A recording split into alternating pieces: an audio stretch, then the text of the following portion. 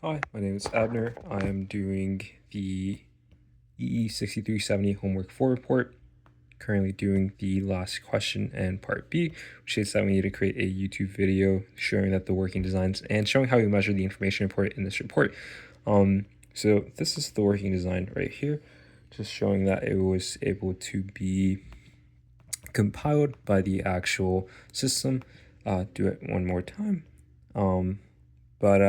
I was able to upload it onto the actual system. The second part is actually going to be the changing it with the batch file. But before we get to that part, just wanted to show that this was able to be compiled and how I actually got the information in the port. So first part was the implementation and timing analysis. So once this report is done, I'll be able to do the fitter and summary, and then how from there I was able to actually figure out what the ATM was. This did take a minute, so I'll give it a couple more seconds to actually compile while I work on the rest of this.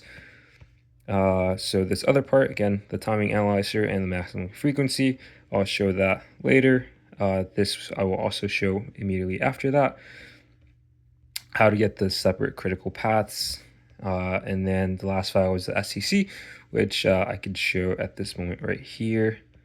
I believe this is the SCC, how it's able to change this between 20 and 2 and get the different information for the E. So just change this value to a 2, which is a simple change. And then one of these was actually the chip planner, which I will show once this is compiled.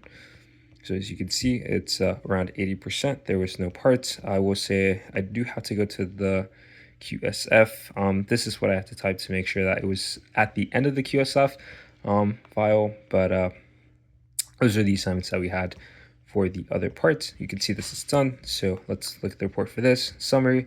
You can see the registers, RAM blocks, all the components we need. Let's go to the timing analyzer.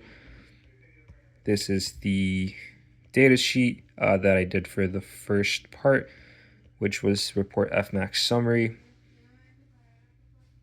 After that, I believe I have a slightly different value, but I did do this a while back and I'm just taking the video right now. So now let's do the custom report at the bottom. Report timing, change that value to 5, and then do report timing, and you can see what the actual values were. And then I do believe this is what we had for our actual chip planner. I'm sorry, I think this is before I actually had the assignments. So let's go do the assignments at this moment. Look in chip planner. There we go. So you can see how I was able to write it at the very bottom, showing that that's actually the critical path that we had. For the other parts, obviously they were in a separate location. This is the after, where I had actually already moved the parts that were needed onto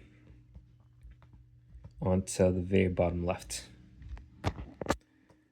And then just to make sure one more time, that's how we reported the 5 longest. Obviously we did, since this is positive slack, going back to the timing analyzer, we just subtracted what the expected frequency was, or period was, which was 20 minus 13.995, and that's in nanoseconds.